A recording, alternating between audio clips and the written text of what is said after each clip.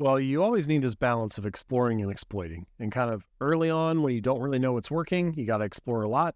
And then once you find a couple things that work, you keep doubling down on that. And then once things stop working, you explore some more. But you never fully give up on exploring. Like it's nice to continue to dip your toe in and try new things and look for different angles. And like you never know what you kind of unearth and discover. Hi, I'm James Glitter, author of Atomic Habits and an entrepreneur, and you're on Behind the Brand with Bryan Elliott. Everyone, welcome to another episode of the show. James, welcome. Hey, thanks so much for having me. I usually ask my guests, how did you get this job? I stumbled into it, I guess. I wanted to be an entrepreneur. I didn't want to be an author. And so 10, 15 years ago, when I was starting my entrepreneurial career, I launched some different projects or tried to build an iPhone app that flopped. I built some other websites that kind of fumbled around and failed. And I realized that the reason those early projects were struggling was because I didn't have an audience. And so at the time, everything I was reading was saying, hey, you should build an email list. You should start writing a blog so you can get email subscribers. And then once you have an audience, you'll have somebody you can launch your next project to. And that made sense to me. And so I started writing. I started a couple blogs and then eventually kind of learned how to build an email list. And a couple things happened that were surprising. The first thing is that I liked writing.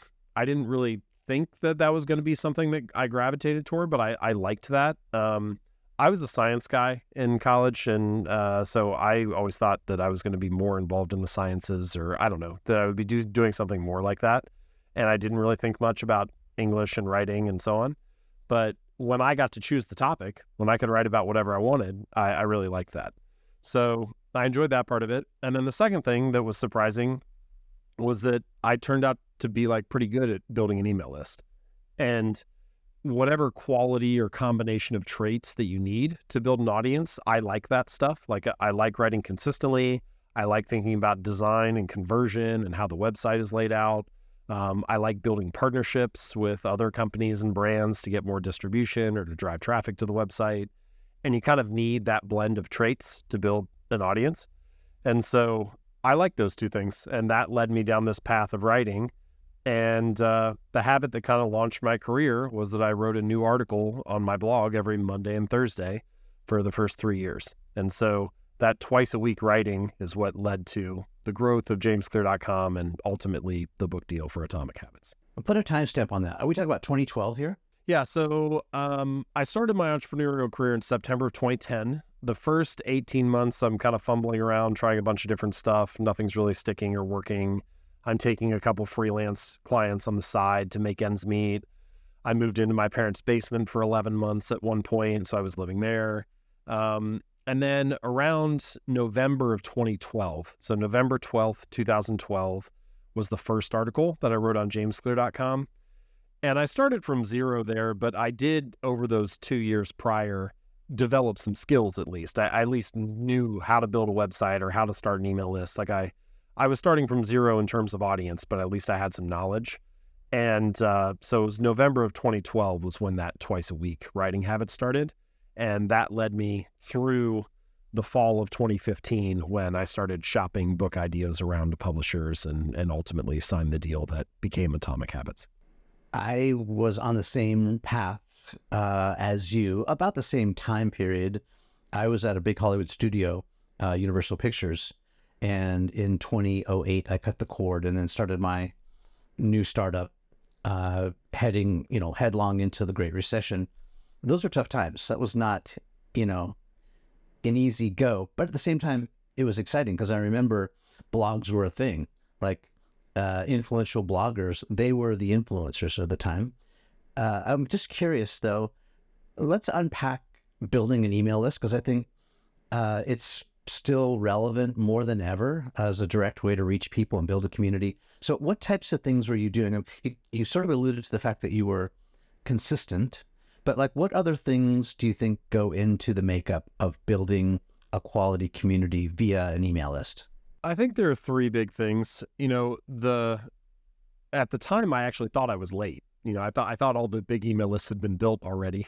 And even now that I'm a decade into it, I feel like, it's actually still quite early. My email list now 3 million, 3.5 million people. And the next million-person email list is getting started right now. There's somebody out there right now starting today on the next huge one. So it's still very early. But I would say those three things. So the first, and the thing that it's the least sexy answer, but is the thing you can never get around, which is every marketing strategy works better with great content.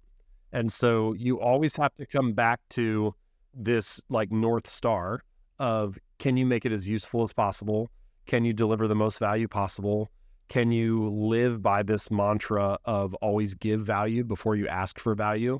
And you have to do that. Otherwise, the other stuff doesn't work that well. And why do you think that is? It's just because so much competition? Well, there is more competition now. But I mean, I think it's something even more basic than that. It's kind of just this law of reciprocity for humans, which is you want to trust people once they've proven their value. You're more likely to believe in something once it's been proven to you rather than just somebody selling it to you. And so, I give away 98% of my content for free. I've written hundreds of articles on the site. I put the newsletter out for free every week. I publish a bunch of stuff on social media. Atomic Habits is really the only written thing that I've charged for. And that's like $12. And so it's very interesting the way that it works now, but the internet enables such broad distribution and scale that it is an enormous advantage to have a large audience. And so if you're willing to give away a lot of value for free, you can earn the trust of a lot of people. And then once you have a lot of trust and once you have a large audience, there are plenty of ways to make money. And I don't really know. All I can say is that works well for my business. I don't claim for that to be the best strategy for every business. But for my particular thing, it works really well. So, the first step is writing great content. And when I was writing 2 articles a week, I was spending, the shortest I ever did an article in was 8 hours. Most of the time it would take about 20 hours. And so that's, there's a 40-hour week right there if you write 2. The longest articles I ever did were like 50 or 60 hours, but that was rare. That was, I can count on one hand the number of times I did something like that.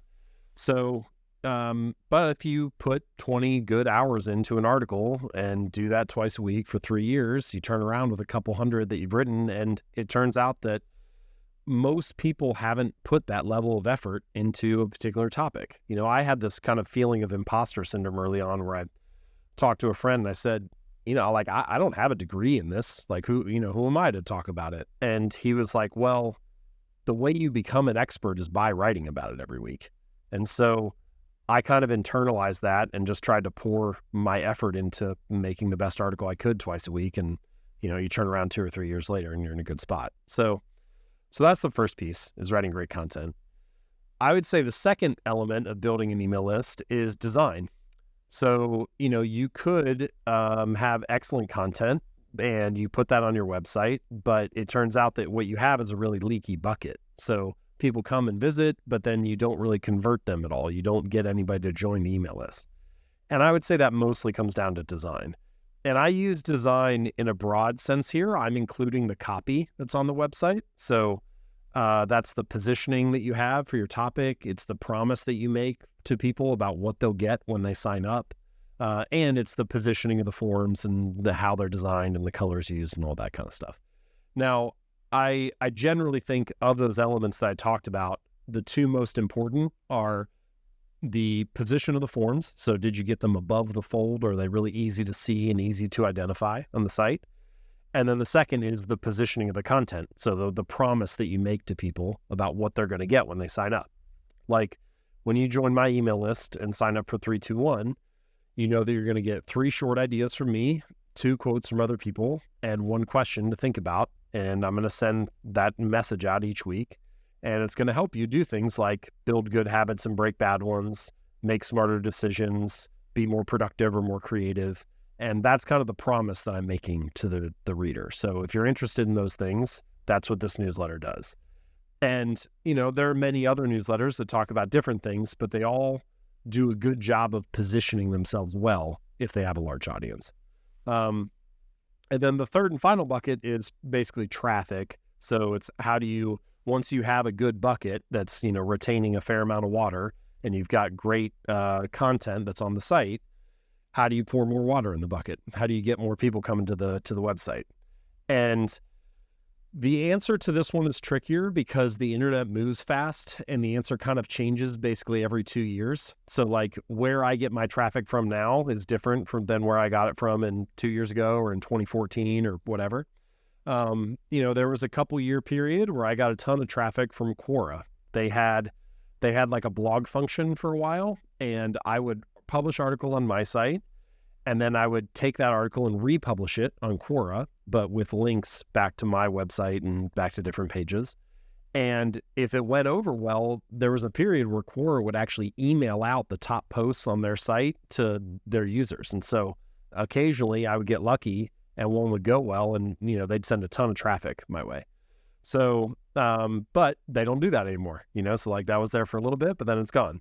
I have a couple friends who they built huge audiences in like the 2012 to 2014 range when things went viral on Facebook. And that was like the rise of Upworthy and some of these other brands. It was a huge time for Facebook traffic. And now it's very different. It's kind of more, you have to like pay to play basically. But there are always new things coming. Like LinkedIn works pretty well right now. Up until, a year or so ago, Twitter was a good avenue. Obviously, YouTube is a really good discovery engine. A little bit trickier now because that's video and not necessarily text, but there's always new stuff coming. In my case, the one that worked really well was, and this was, probably sounds basic now, but 10 years ago, nobody was really doing this. Big websites like Men's Health or Inc. or Entrepreneur Magazine or whoever, they would often republish articles from other outlets. So like Men's Health might take an article from Shape Magazine and then they would republish it on their site. And so I just went to the editors of those publications and I said, hey, you guys are already doing this republishing thing. Just treat me the way that you're treating some of these bigger brands. And so I'll send you my 2 best articles from each month. I'll give them to you for free, but you have to keep the links in there. And so, they would get free content and I would get free traffic. They would drive a bunch of people back to my site and I get a bunch of subscribers and so on. And that worked really well for like a 3 or 4 year period. And I drove a lot of my early subscribers that way. So the avenues are always changing, but I think that those 3 general categories: are you creating great stuff? Do you have solid design and you're getting pretty good conversion? And have you figured out 1 or 2 ways to drive traffic? Those are, I think, the main ways to grow an email list. I like it. Nice summary, very succinct. Everything I would expect from James Clear. I like the way your brain works. I can kind of see it, the wheels turning in there. Mine works very similarly. A follow-up question to that is, do you consider yourself a solopreneur? In other words, I'm thinking about all this tweaking and tinkering and adjusting you're making. Are you doing this by yourself or do you have a team? Yeah, so I kind of have had different chapters. The first 5 years was all me. And once I signed the book deal for Atomic Habits, I used some of that advance to hire my first employee. And so the next 5 years was me and Lindsay. Her name was Lindsay. She was with me for 7 years, and then she just left to be an entrepreneur and do her own thing recently, which is great. I'm really happy for her. And I hired a replacement, and so she's been with me for like a year now. And so it's just, I don't consider myself a solopreneur in the sense of labeling myself that way or whatever, or having a badge of honor about it just being one person. But I do only have the intention of building a business that's very small and having a very small team. And for the last 7 years, it's just been me and one person. And for the first 5 years, it was just me. And I don't ever intend for the business to have 25 employees or 50 employees or anything like that. I like being small. And part of my reason for that is what I would call the cost of consensus. So there are a lot of hard costs in business. There's your expenses and software and all this other stuff that you pay for. And sometimes there are these variable costs that come in. And that's kind of obvious. But the one that is maybe the greatest expense for any business that is almost invisible is the cost of consensus. It's the cost of getting everybody on the team on the same page and agreeing that we're working on the same thing and rowing in the same direction. And the bigger the team gets, the higher the cost of consensus gets. And I tried to calculate one time how much it cost me to have an employee, not just with their salary. And what I came up with in terms of the amount of time that has to be spent to manage people, the number of meetings you need to have to be on the same page versus just doing the work yourself, and a bunch of other stuff, is that like 90% of the cost of having an employee is not their salary. It's not the paycheck. It's all the other stuff that goes with the cost of consensus. And so, who knows if my estimate is right or not, but I do generally like the idea of let's keep the business lean. I'm kind of like allergic to meetings and to what I would call like pre-work. Like all of the, so much of what you consider to be like stuff that happens in business, having conversations about hiring somebody, having conversations about promotions, anything related to HR and payroll, all the meetings that you have that happen before the actual work occurs, all of that is pre-work. It's not, none of that is the actual value that customers pay you for. It's just stuff that you have to do to get to the hour that you spend where you do provide the real value. And so I'm trying to cut out as much of that as possible. I love that. This series, we talk a lot about brand and branding. Of course, there's, blue chip brands out there, the Nikes, the Levi's, the up-and-comers, the Vioris, and then there's personal brands. And building a personal brand is really important these days, especially. And people come to this show to learn how to build their brand from experts who've done it. What would you say is the James Clear brand? Well, ultimately, any brand is just the work that you do. So in the beginning, or you can try to frame it up as something else, you can make a promise about something. Like, for example, when I started 321, at the top of the newsletter, I wrote the most wisdom per word of any newsletter on the web. So that's me trying to establish the brand of what 321 is. If you want a short newsletter that gives you the most value and most wisdom possible in like 5 minutes, it's this newsletter. But that's only true if I deliver on it, right? It's only proven to be true by me actually shipping newsletters over the last 5 years that have delivered on that promise.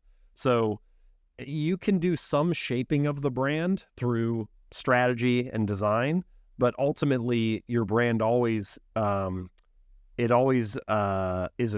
becomes the actual work that you do. So I would say that's how it's defined. And so in my case, I would say James Clear's brand and what I strive to do, but also what the work has become, is it's useful nonfiction topics that are practical and actionable for your life and are explained in a straightforward and simple way. And so, if I do a good job of those things, then Atomic Habits and 321 and the articles on my website and even a tweet or something I share on social media, it is a useful topic that is explained in a straightforward way. And that's what I'm hoping to do, but ultimately it's the work that measures whether that happens or not. I like it. I'll dig a little deeper on that, which is, so who's it for? And this is a question I think, and I'm talking to the audience now here too, if you're thinking about building your brand, a lot of us have made the mistake, me included. We create something that we've imagined everybody wants.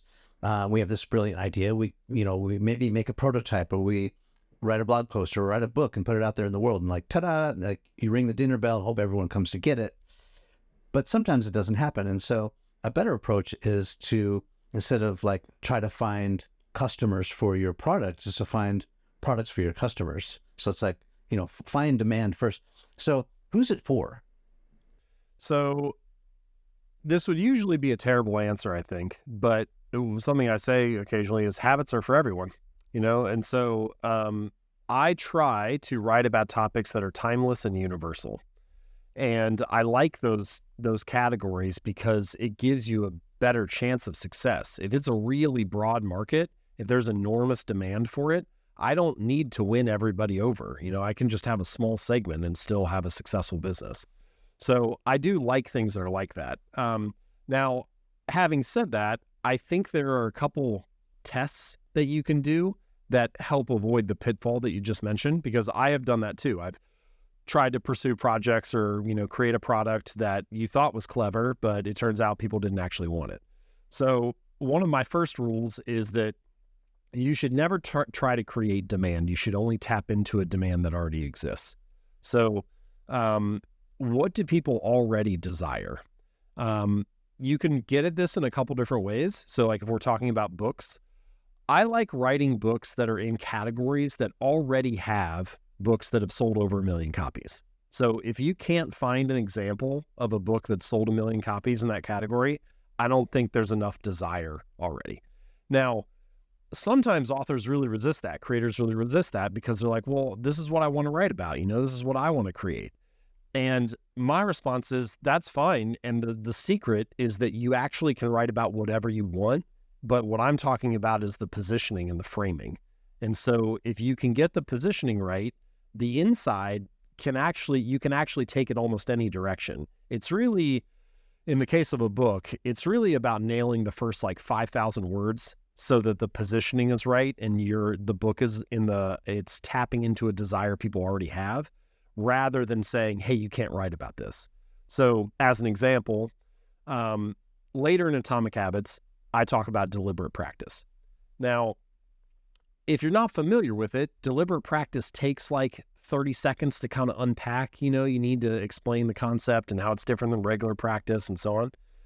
But habits aren't like that. Like just by virtue of growing up in society and kind of being part of culture, we all sort of know that having good habits is favorable and having bad habits is unfavorable. And I don't need to explain to anybody why you would want to have those things. And so it could have been a book about deliberate practice where I talk about habits, but instead it's a book about habits where I talk about deliberate practice. And I think the difference in how those two books would sell is enormous. Now I don't need to convince you to care about the topic. I just need to convince you that, hey, if you're only going to read one book about habits, Atomic Habits is the one to read. And that's a much different pitch than trying to get somebody to care about something that they don't understand why they should care about it. So I think positioning is crucial. Yeah, go ahead. So it just leads me down a path of thinking. What were the alt titles for Atomic Habits? I had a huge spreadsheet. I have like 400 titles that I brainstormed for the book. And what ended up happening was there was, you brainstorm a bunch that you're not going to use. You're just kind of like trying to play with words and play around with stuff and see if it leads you down an interesting path. So, there's maybe 200 of those that you're like, oh, well, I was never going to choose that. I'm just kind of in the brainstorming mode.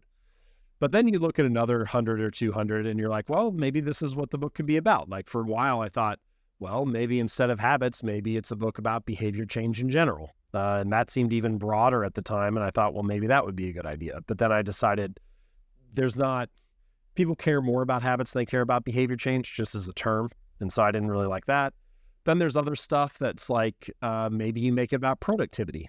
And I thought that sounded a little too businessy, maybe a little too niche. Like, what about all the fitness habits or the writing habits or parenting habits? I felt like the book would apply to those things. I didn't want to roll those readers out with the title. And so then you end up with this package of titles and subtitles that are about habits, similar to Atomic Habits. And I started split testing those. I would test them on my website. I'd test them with some polls that I ran. I'd test them with social media ads. And I ended up with like 8 that were all sort of testing kind of at the same level. And there wasn't any meaningful separation. And at that point, it just becomes an artistic decision where you're like, okay, which one of these do I feel like is best? And so that's ultimately kind of how I got there. Can you share like the runner-ups? Yeah, there was the surprising power of small habits. That was one for a little while that I considered. There were a bunch of different versions of Atomic Habits, and maybe Atomic is not like maybe Atomic Habits is still the title, but do you want to play up the atomic thing in the subtitle, like, how to get a chain reaction of amazing results or something like that.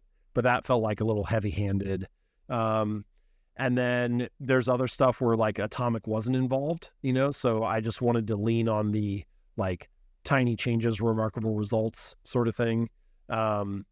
So there's kind of there are a couple different formulas that a lot of titles follow, and these aren't like known formulas that authors use. This is just me backing into it from observing what a lot of titles do. But the most common formula is the blank of blank. So The Power of Habit, The Power of Positive Thinking, The Subtle Art of Not Giving an F, the Life-Changing Magic of Tidying Up, and so these are all The Psychology of Money, The Blank of Blank. And a lot of times it's the art of blank, but it's the blank of blank. Sometimes they'll start to throw a modifier on it, like the life-changing magic of tidying up. It's not just the magic of cleaning or something like that. But whenever the title does it well, they tend to have an element of contrast that's involved. So the life-changing magic of tidying up, you're like, well, I thought tidying up was a small thing. Now you're telling me it's life-changing. Or another formula is like rich dad, poor dad. So you contrast these two things, but you have this element of contrast that makes the title interesting. In my case, tiny changes, remarkable results. Another formula that's pretty common is you take the topic that the book is about, and then you add a modifier to it. So Extreme Ownership by Jocko Willink. So it's a book about responsibility and taking ownership, but it's not just responsibility, it's the extreme version of that. Or Deep Work by Cal Newport. It's not just regular work, it's deep work. And so by adding a modifier, you can kind of make a phrase that's otherwise not that interesting or compelling. You can sort of make it your own. So I kind of used a blend of these. So like Atomic Habits is that. It's, not just regular habits, they're atomic. They're both tiny and they're powerful. Titles are tough because they have to do a lot of jobs. They need to, hopefully they have an element of contrast, like I just talked about, which makes it interesting. So like in my case, small thing, big result. Second thing they have to do, which sounds so obvious, but a lot of titles don't do it, they need to tell you what the book is actually about.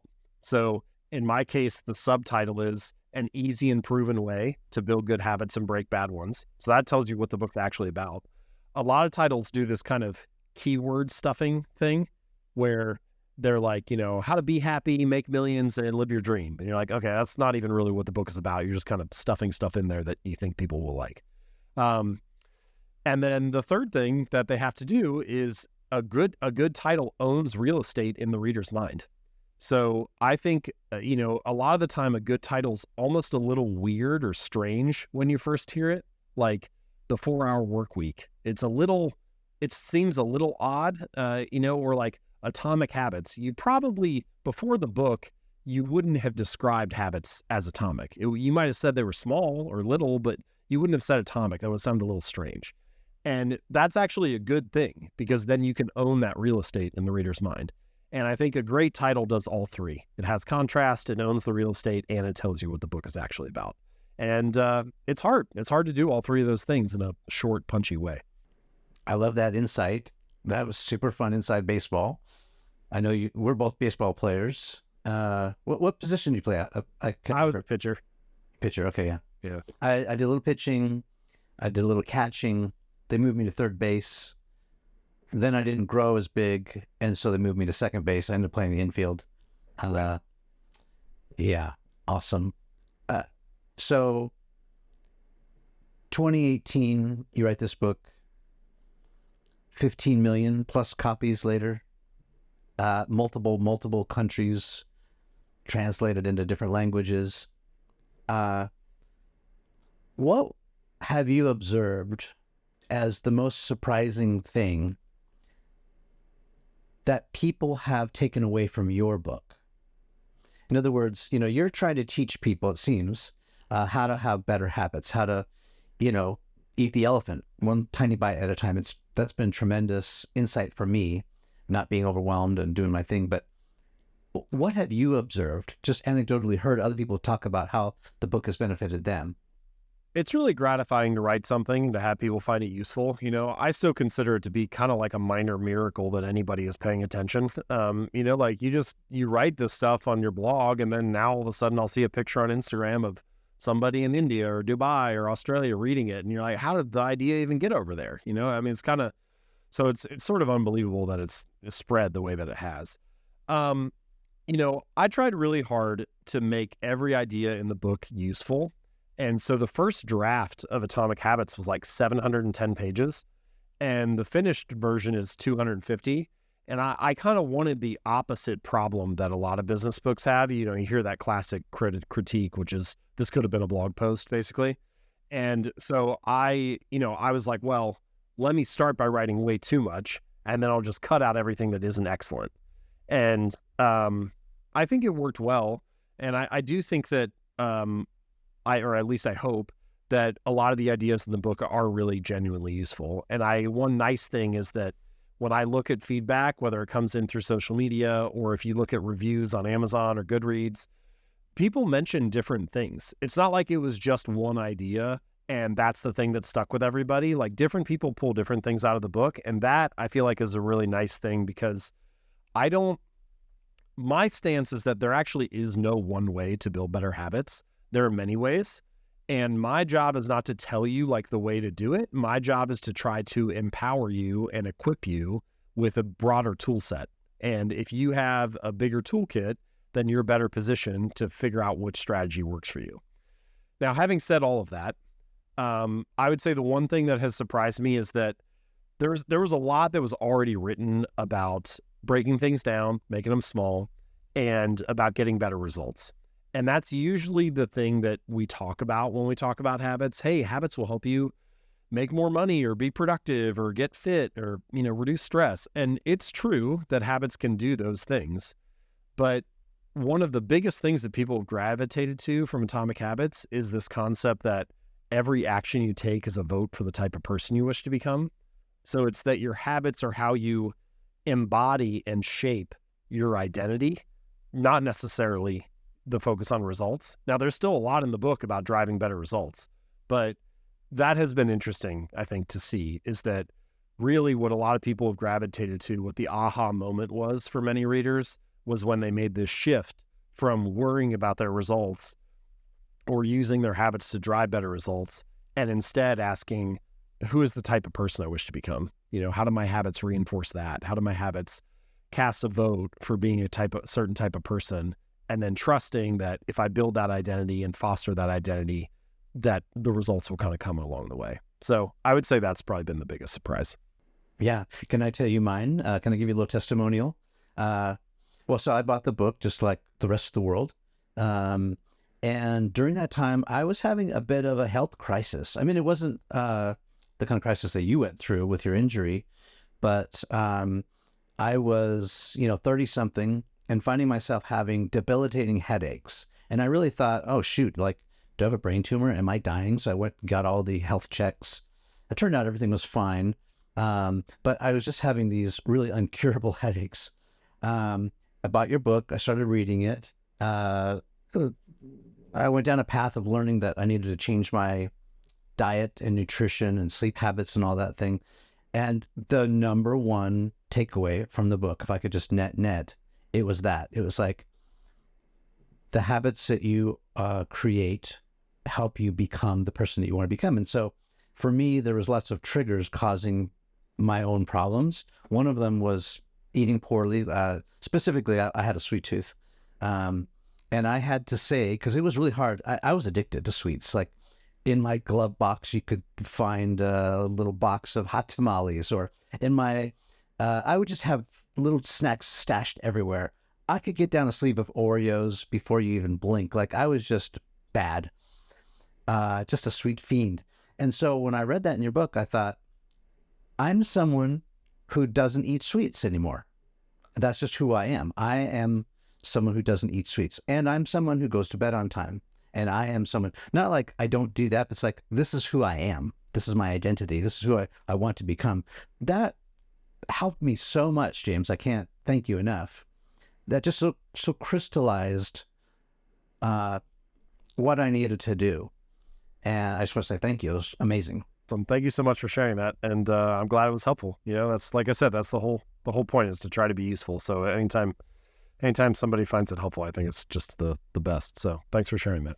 And I've stayed on that path thanks to that advice, that process. I haven't binged or gone back since 2018. So I've been on this clear path for 6 going on 7 years. So how about you? Are there any non-negotiables in your life? Talk about routines, food systems, etc. What are some of these non-negotiables for you? were before I had kids. I, I, so there are some things that if you just look at my behavior, then you're like, well, even if he says it's non-negotiable, it says it's negotiable, it must be pretty non-negotiable. Like, I've never missed an issue of 3-2-1, for example. So that's been going on for 5 years, and comes out every week. So clearly that's something that is non-negotiable. I've been training consistently in the gym for about 15 years now, but I have had periods, post a baby being born, or, I had my elbow operated on at one point, or whatever. There's just like stuff that I've had pockets of a month or two where I haven't done it.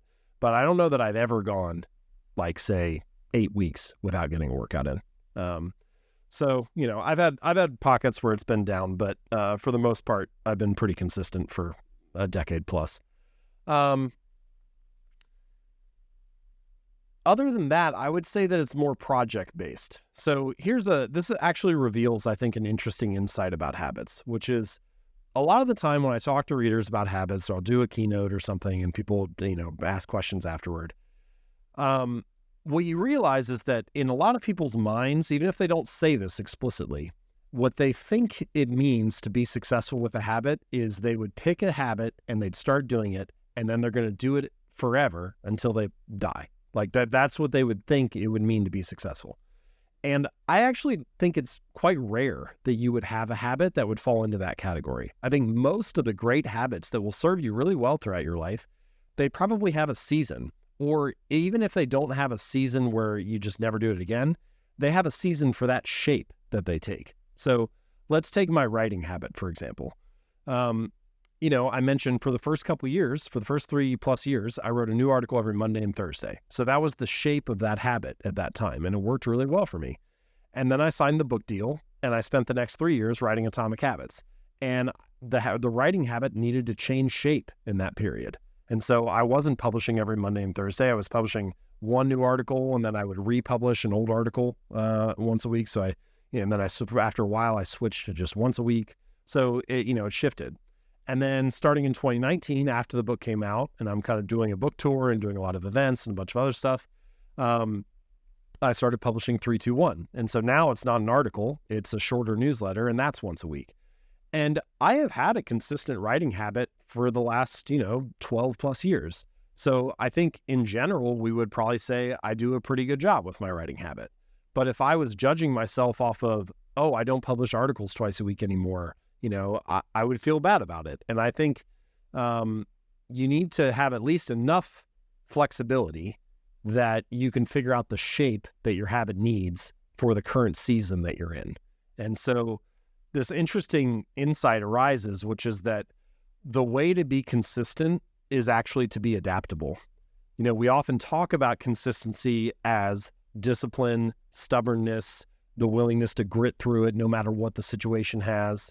But in reality, what it often means is adapting. If you don't have enough time, you scale it down. If you don't have much energy, you do the easy version. You figure out a way to not throw up a 0 for that day and to show up even if it's smaller than what you ultimately hope to do.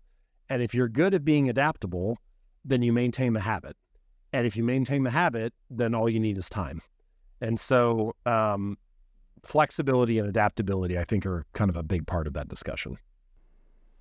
I like that, because then that also helps us avoid sort of the self-sabotage, which is, inevitable if we feel like we're failing, and then we start beating ourselves up, and then, I was speaking for myself, it sort of becomes this, spiral. You're just like, well, fuck it then. You sort of... We were talking about doing like a running habit. And he was like, I'll do this for 3 weeks or whatever. And then one day I won't have enough time to go for a 45-minute run or whatever the plan was. And so I'll miss. And then I'm like, well, what happens then? And he says, well, I start this self-talk where I'll say, I knew this was going to happen. Like, this always happens. You always try to get in shape and then you fall off track. And then, why even bother, basically? And my view is like, why does it have to be that way? We don't have to turn this into this whole evaluation of your self-worth. The little phrase that I like to keep in mind is reduce the scope, but stick to the schedule. So maybe you do the 45-minute run for the first 3 weeks, and that's great. But then you turn around in the fourth week and you only have 20 minutes. And what a lot of people do is they think, oh, I don't have time to do the full thing, so I have to miss it today. But my phrase is reduce the scope, but stick to the schedule. So go run for 15 minutes. And, there's no reason that it has to become this bigger thing. Like, find a way to be adaptable and to not throw up a zero. And even if you do less than you had ultimately hoped, it still feels good to make progress. And you can channel that into the next time and show up, maybe you get to do 45 minutes the next time. But it's about finding ways to continue to show up even when the circumstances aren't ideal. Yeah, I love that advice. That happened to me actually recently. I came back from a flight from New York. I was just wiped out. I didn't feel like doing anything, but I was like, you know what? I'm committed to doing something. So I just took a 45-minute walk with my dogs. I couldn't get to the gym. I was just exhausted, jet lagged, but I was like, I'm just going to get out and move my bones a little bit. And that was good enough for that day. And then I recovered and got back at it. Inch my way through my workouts, starting is always the hardest part. So there's like tons of times where I don't feel like starting. So, what I'll do is I'll say, okay, just do the first set and then see how you feel. And so I'll do the first set. And then of course, as soon as you start moving, you start feeling a little bit better. But even then I will still have times where I don't feel like finishing it. So I play this little trick on myself where I write the next set down in my workout journal. So I kind of record my workouts manually. And I think, well, I already wrote that set down, so I need to do that one. And so then I do that one, and then I write the next set down right away. And, I wait in 2 or 3 minutes between sets or whatever, and like time goes by, and I'm like, all right, this guy already wrote the next set down, so now you got to show up and do that one. So I just kind of like inch my way through. And you'd be surprised how often you end up turning around 45 minutes later and you got a good workout in. I love that. I kind of do that, a version of that too. I'll sandbag myself. So like maybe I put 2 plates on, right? I'm doing like 225, lifting really heavy. And I'm like, oh shit, this is really heavy today. And I'll go, I know you're supposed to do 8 of these, but just do 2, because that's all just do 2. 2 is fine. And then you get it up off the bar and you start lifting it. And you're like, maybe I could squeak out 3, 4, okay, 5, and then maybe get to 5. All right. So I kind of sandbag myself mentally. And then once... Like this works better if you've been working out for a little while, like a couple of years or something, and you're kind of, a little bit more experienced or familiar with your body. But sometimes I will play this little game with myself where I say, okay, I'm only going to do what feels easy, so like I'll go in, I'll like warm up, pick a weight that feels easy. And then you're like, okay, like I'm a little loose. I'll pick like a slighter heavier weight, but still something that feels fine, and like you can end up getting a really good workout in if you like, I'm not trying to do max effort, but I am trying to like work the muscle and move the weight. And you'd be surprised like where you can end up with that. And I like that mindset of, okay, I'm going to do the sets, but I'm just going to do what feels easy. It makes it feel unintimidating to me. It's like, oh, okay, like there's no reason I can't be doing this. And it almost makes it a little bit more fun. And so, yeah, I don't know. Those little mindset tricks are good to get through some of the days. Talk about this idea of temptation bundling, like giving yourself an incentive. Like if I do this, then I can reward myself with this. A researcher at Penn, and she had this little insight. This is where this temptation bundling idea comes from. At the time, she was really into reading The Hunger Games. And so this was like when that book series was out and everything. And all she really wanted to do when she wasn't working was like dive back into the book. But she was like, I still need to go to the gym, like do a workout. So she created this little rule for herself where she was only allowed to read or listen to The Hunger Games while she was on the treadmill. And that became her temptation bundle. So it's basically this combination of something you want to do, so reading the book in her case, with something you need to do, like going for a run. And people can use it for all kinds of stuff, like, processing your inbox, overdue work emails. This is something a lot of people procrastinate on or avoid, but maybe what you want to do is watch your favorite show. And so you could say, well, I can only have my show on in the background if I'm working through my inbox or something like that. So it's just this concept of trying to pair something you want to do with something you need to do. And it doesn't always work, but you can come up with like some pretty clever pairs. Like I only listen to my favorite podcast when I'm folding laundry or when I'm like chopping vegetables for dinner or something like that. And so the thing that you kind of are procrastinating on, now it seems a little bit more fun and engaging. Did you discover anything like that, those types of hacks or brain hacks while you were writing the book? Um, I have, so I didn't have anything like immediately like a temptation bundle that helped me write the book, but I did have quite a few things that I did that were like sequencing like that helped a lot. So the main one was, and I have this example in the book, put my headphones on and turn on the same playlist every time that I sit down to write. And it's remarkable how well this still works for me. Like when I hear that first song start, my brain is like, oh, you need to start right. Like my fingers are like ready to move. And so it takes a little while to get into that rhythm, but once you've done it 10 or 20 or 30 times, it's almost like flipping a switch in your mind. And it's kind of like the pregame routine has started and the on-ramp to that habit is smoother and easier. So I really like stuff like that, little things that can kind of get me in the right mindset to get started. I feel like broadly, you could say that with building habits, there are two big problems that everybody faces. The first problem is getting started, and the second problem is sticking with it. But if you really think about it, what does it mean to stick with something? It just means that you get started each day. And so really you could say all problems boil down to making it easier to get started.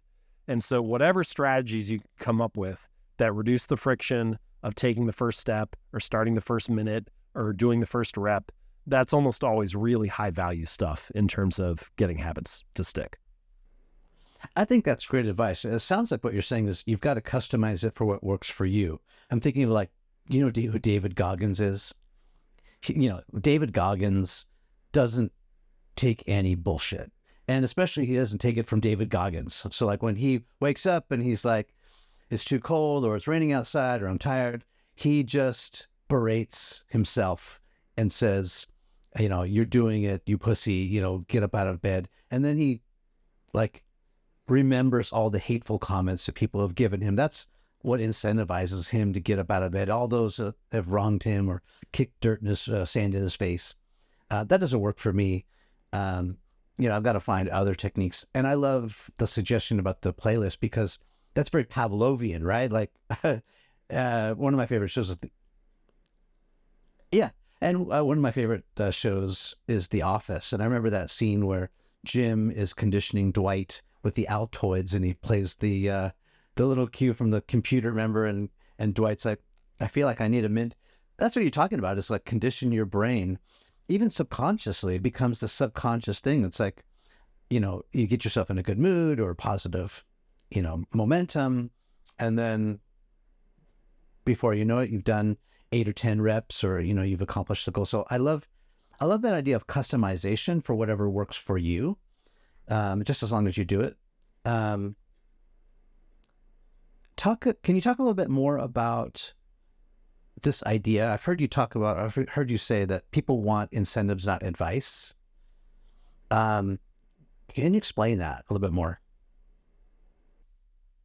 Well, nobody really wants advice. They only want what they hope the advice can get them. So, the reason we give advice is because we think, well, maybe it'll help me get the results or, something like that.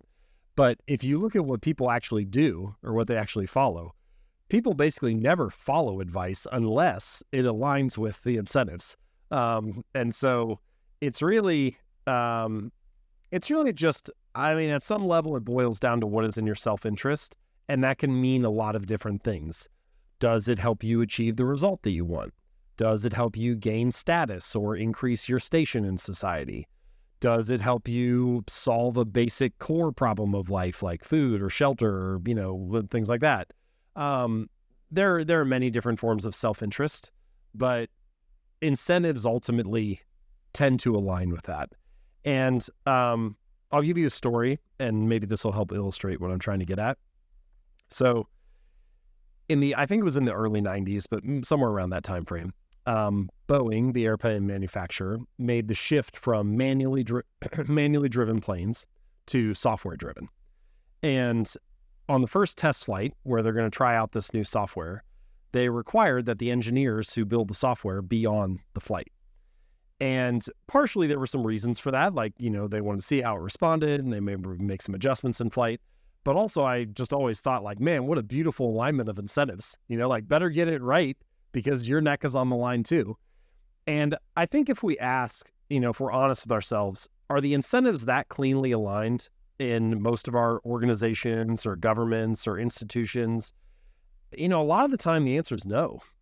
And I think a simple way to try to figure this out is to ask yourself 3 questions. So 1, who's doing the work?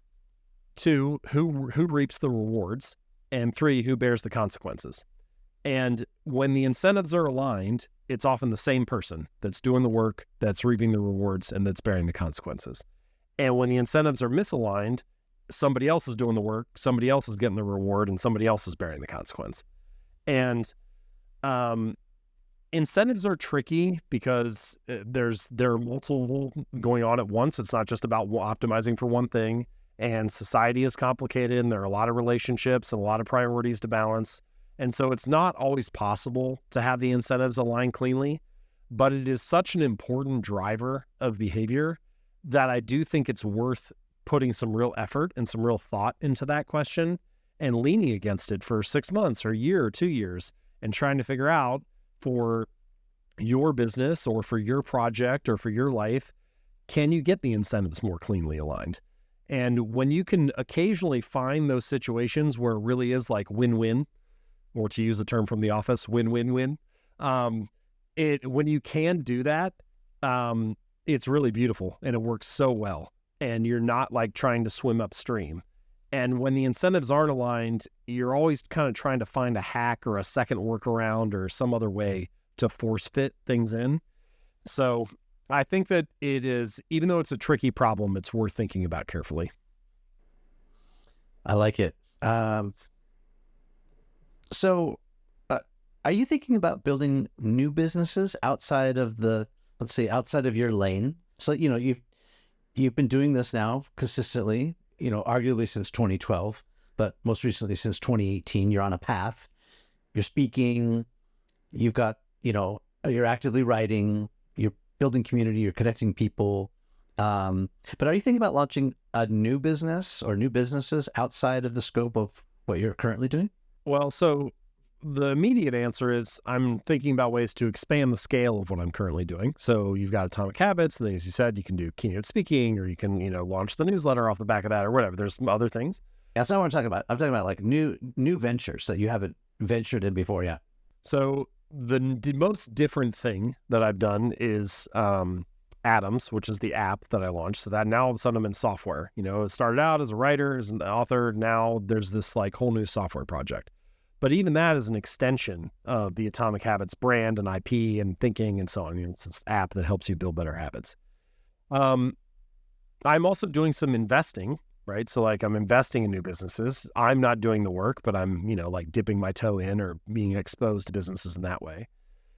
I think I will always be an entrepreneur first and an author second. I don't think I'm, if I'm fortunate enough to live to be 80 years old or something, I don't think I'm going to turn around and have like 30 books. Maybe I'll have 3 or 5 or something like that.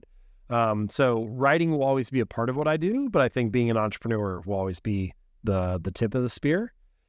And I definitely am interested in starting other businesses, but I'm not going to do it just to do it, just to like be a serial entrepreneur. I'm going to do it if I have something that I feel like I can't not do, I remember thinking this when I was starting out as an entrepreneur because I didn't have any entrepreneurs in my family or any close friends that were entrepreneurs. And so I'm reading all this advice about being an entrepreneur, all these, trying to learn from other people who are doing it. And a lot of the things that I was hearing was something along the lines of, hey, this is going to be really hard. You probably shouldn't do it. And I remember reading that and being like, well, maybe, but I kind of still have to do it.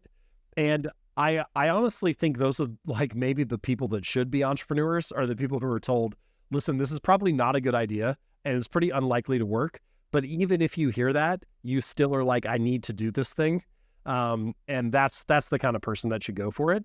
And so what I'm waiting for is another project where it's like, listen, this is probably an uphill battle. Like, yeah, you were able to do this thing as an author and that was great, but like, this is a different industry and your previous success doesn't buy you any bonus points here. And it's probably going to be really hard and you're unlikely to succeed. And I still feel like, yeah, but I still got to do it. So I don't have anything that's like that yet, but I can definitely see there being another chapter in the future where that is true. I'm going to push back a little bit. So let me ask it a different way. If you could trade jobs with anyone or any industry, like off camera, we talked a little bit about my friend and client, Cam Mitchell, who's got, 60 plus restaurant businesses. They're all a little bit different. And in your neck of the woods, like, do you have any interest in jumping into the restaurant business? Like, where are your passions at outside of what you're doing? Like, if you could just trade jobs with someone to even test the waters for like, a couple of months without risk. Yeah. Where are my passions at is an interesting question because I think I have a brain that is very easy for me to get excited about a lot of different things. And so restaurants, yeah, for sure. Like that sounds really cool. I would love to do something like that. Creating a boutique chain of luxury 5-star hotels. Yeah, that sounds like really interesting. I think that could be fun. There's all kinds of stuff related to software that could be interesting. I don't think I would want to touch social media. That seems like too thorny of a problem. And like there is no way to be happy running a site that's that big. But a lot of other software businesses I think could be really fun. Something that could potentially have like net negative churn and just become like a compounding machine. That there's some element of that that's kind of cool to my mind. So there are lots of things that are like that sound interesting to me.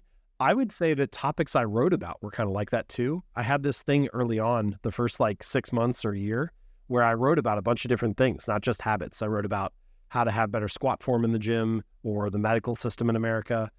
And when I wrote about some of those other topics, the feedback from the audience was kind of like, well, that's nice, but maybe keep it to yourself, And when I wrote about habits, that was when people were like, oh, I want to hear more from you on that.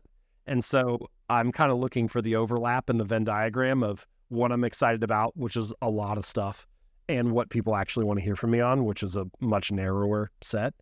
So, yeah, I think in that sense, there are a lot of things that light me up.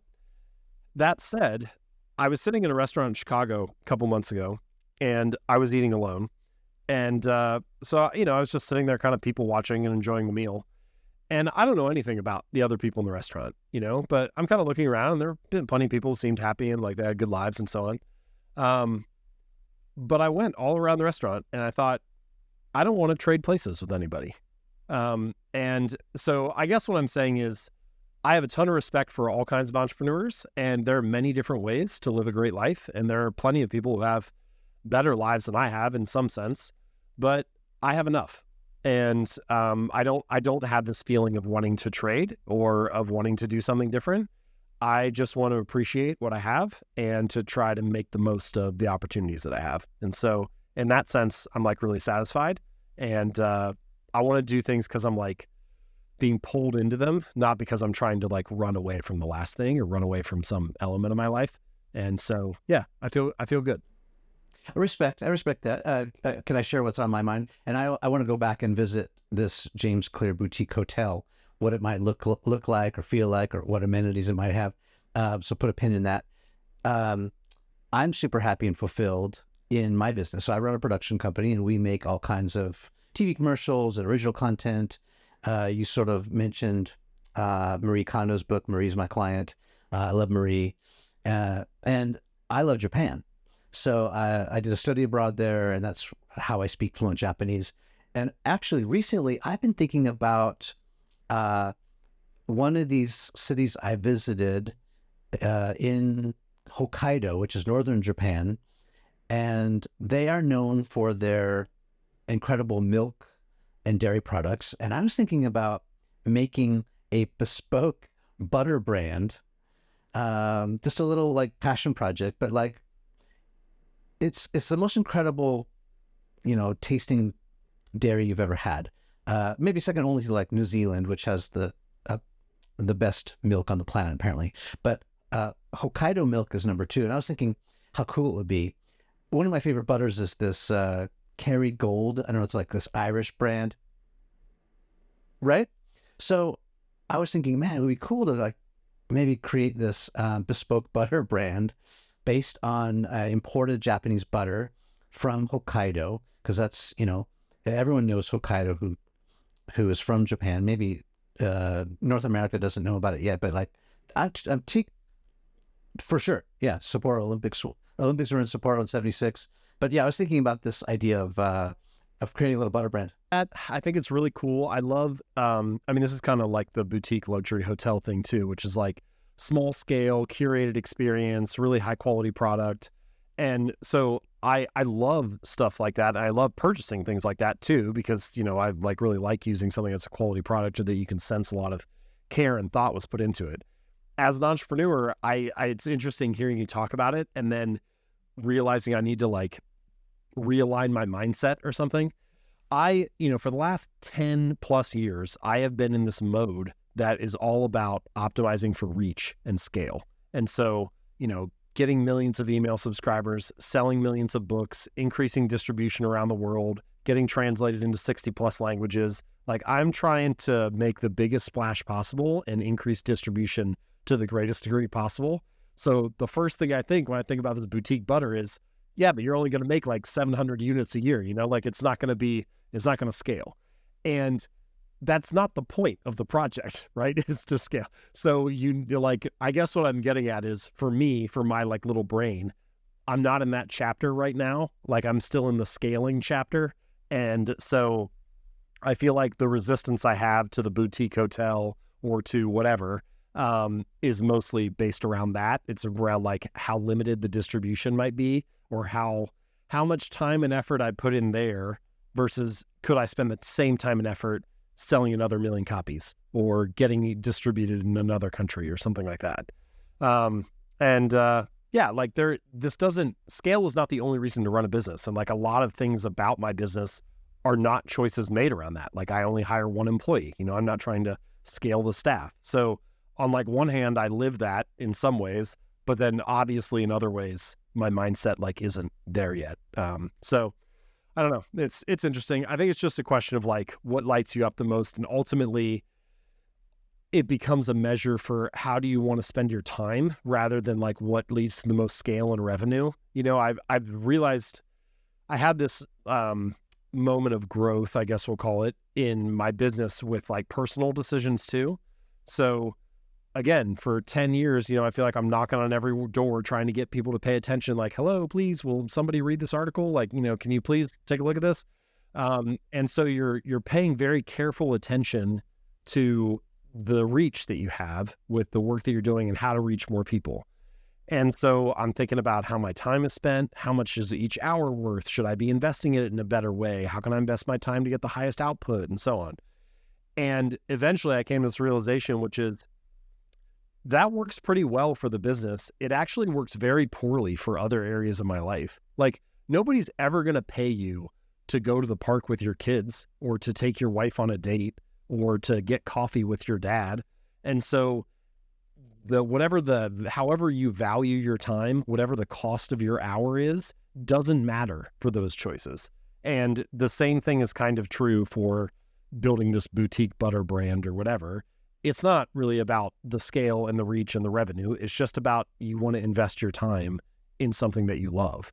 And I feel like that's almost a mindset that's like post-economic, but most people don't have the luxury to make choices like that. And for so much of your career, you're chasing this, opportunity to not have to worry about money and to be able to just spend your time on what you love.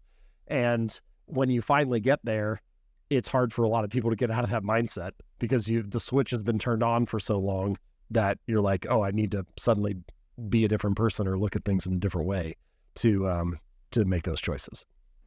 Yeah. Well said. And I think kind of bring it full circle to your advice about building habits. It's a custom job. So, we're sort of talking about this idea that Maslow came up with all these years ago about these hierarchy of needs. At the top is fulfillment. And so how are you fulfilled? Some people, I'm thinking about my brother-in-law, who could have been this incredible, talented sportscaster. I mean, he knows every sports fact He's like a Bob Costas kind of guy. He just knows everything. He's risk. He doesn't like risk. And so he got a stable job and he's doing great. And he's been working 9 to 5 for the past 20 years and just, clocking in, clocking out. And he's got a very safe, stable thing. And that's how he feels fulfilled. Risk doesn't bother me as much. Of course, it's a little unsettling at times, but like I am a bit more adventurous.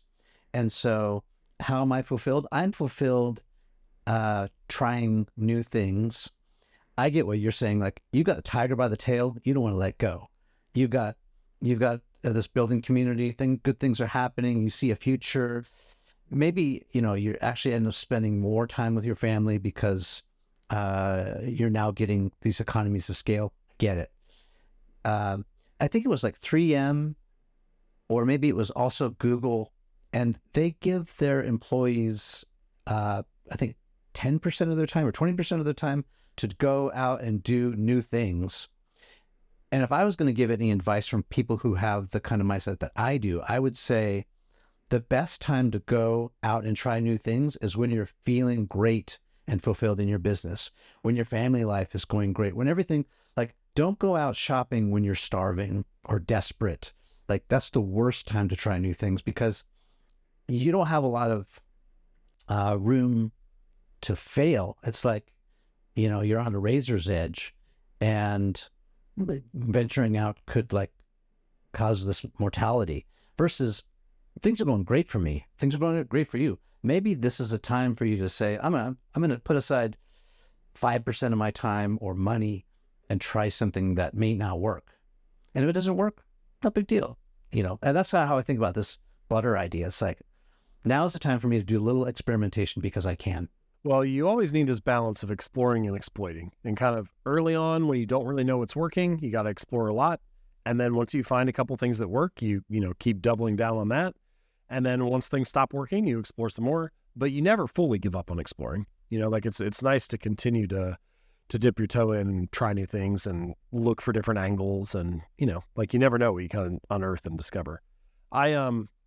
Your question or what you were getting at about what fulfills you, I didn't even really know this about myself until recently, like maybe a year or two ago. But I think the answer is pretty clear for me now, which is I'm happiest when I'm creating. And that could be creating a book or writing a newsletter, so something small or something written like that.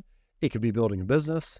I bought a cabin about an hour from our house that I'm like building a new trail system. So that's like a very physical thing. But as long as I'm creating something new, I'm happy. And so it's really the process of calling forth something that didn't previously exist that it provides the most meaning to me. And so I don't know what shape that'll take in the future, but I'm sure that I'll keep going down that path in some way. I love that. Let me take us out on a T.S. Eliot quote. We must not cease from exploration, and the end of all of our exploring will be to end where we first began and to know the place for the very first time. I mean, we were just sitting back, chopping it up, reminiscing about the good old days and all that, tracking my roots, where I came from and where I'm going.